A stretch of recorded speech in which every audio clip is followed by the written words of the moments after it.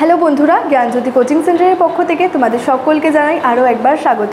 আজকের ক্লাসে তোমাদের সঙ্গে আলোচনা করব তোমরা যারা সিবিপিবিইউ অর্থাৎ কোচবিহার পঞ্চানন ইউনিভার্সিটির অধীনস্থ বিভিন্ন কলেজগুলোতে পড়াশোনা করছো তাদের জন্য আজকের ক্লাসে সেকেন্ড সেমিস্টার মেজর হিস্ট্রি থেকে একটি গুরুত্বপূর্ণ টপিক নিয়ে আলোচনা করব, সেটা হলো তরাইনের দ্বিতীয় যুদ্ধের গুরুত্ব সম্পর্কে।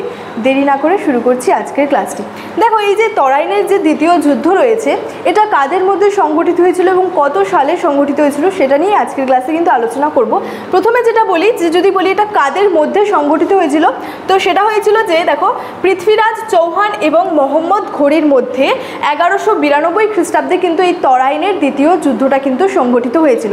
এর আগের ক্লাসে যখন তোমাদের সঙ্গে আজমির ও দিল্লির যে চৌহান বংশ নিয়ে যখন আলোচনা করেছিলাম তখন কিন্তু এই তরাইনের যে যুদ্ধ রয়েছে সেই সম্পর্কে ছোট্ট একটি ধারণা দিয়েছিলাম, যেটা মূলত যেটা তরাইনের প্রথম যুদ্ধ সংগঠিত হয়েছিল সেটাও কিন্তু পৃথ্বীরাজ চৌহান এবং মোহাম্মদ ঘোরির মধ্যেই কিন্তু সংগঠিত হয়েছিল।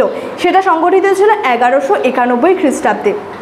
এবং তার এই যুদ্ধে তরাইনের প্রথম যুদ্ধে কিন্তু যে পৃথ্বীরাজ চৌহান কিন্তু মোহাম্মদ ঘোরিকে পরাজিত করেছিলেন এবং তার ঠিক এক বছর পর অর্থাৎ 1192 খ্রিস্টাব্দে কিন্তু তরাইনের দ্বিতীয় যুদ্ধ সংগঠিত হয়েছিল, সেটাও কিন্তু পৃথ্বীরাজ চৌহান এবং মোহাম্মদ ঘোরির মধ্যে কিন্তু সংগঠিত হয়েছিল।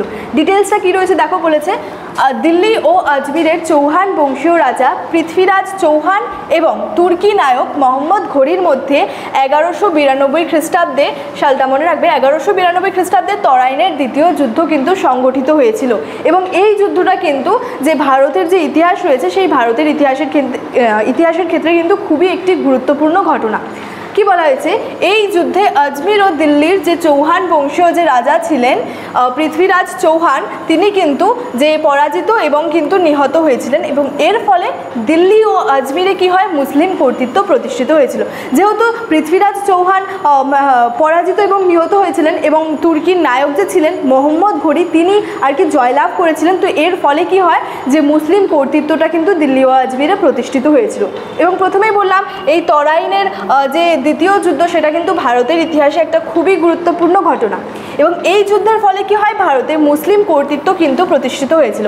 যেহেতু তুর্কির নায়ক ছিলেন মোহাম্মদ ঘোরি, তিনি আর কি জয়লাভ করেছিলেন, যার ফলে কি হয়, ভারতে মুসলিম কর্তৃত্ব প্রতিষ্ঠিত হয়েছিল এবং উত্তর ভারতের মুসলমানদের পক্ষে কিন্তু সেই দিক থেকে রাজ্য বিস্তার করাটা কিন্তু খুবই সহজ হয়ে পড়েছিল।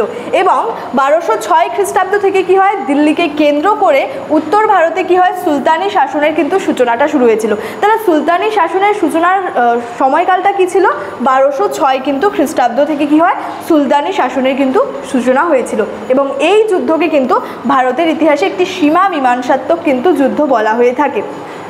তাহলে তরাইনের যে এই দ্বিতীয় যুদ্ধটা ভারতের ইতিহাসের ক্ষেত্রে কিন্তু একটা খুবই উল্লেখযোগ্য এবং গুরুত্বপূর্ণ কিন্তু ঘটনা, যেটা সংগঠিত হয়েছিল পৃথ্বীরাজ চৌহান এবং যে মোহাম্মদ ঘোরির মধ্যে 1192 খ্রিস্টাব্দে। তো তরাইনের দ্বিতীয় যুদ্ধ নিয়ে আজকে আমার ক্লাস এতটাই ছিল। ক্লাসটি শেষ করার আগে তোমাদেরকে একটু বলে রাখি যে তোমরা যারা ভাবছো আমাদের সঙ্গে এই সেমিস্টারে অনলাইনে যুক্ত হবে তাদের জন্য বলে রাখি, আমাদের এখানে যে মেজরের যে কোর্স ফিটা রয়েছে সেটা কিন্তু শুধুমাত্র 99 টাকা রয়েছে। অর্থাৎ এই 99 টাকার মাধ্যমে তোমরা যারা আমাদের থেকে সেই মেজরের কোর্সটা পারচেস করবে তারা কিন্তু মাইনরের যে প্যাকেজটা রয়েছে সেটা কিন্তু সম্পূর্ণ বিনামূল্যে পেয়ে যাচ্ছ। তো দেরি না করে আজই যোগাযোগ করো আমাদের হেল্পলাইন নাম্বার হলো 6295916282 এবং 7076398606। আজকের ক্লাস এতটাই, দেখা হচ্ছে পরবর্তী ক্লাসে। তোমরা সকলেই ভালো থেকো, সুস্থ থেকো। Thank you so much. Thanks for watching.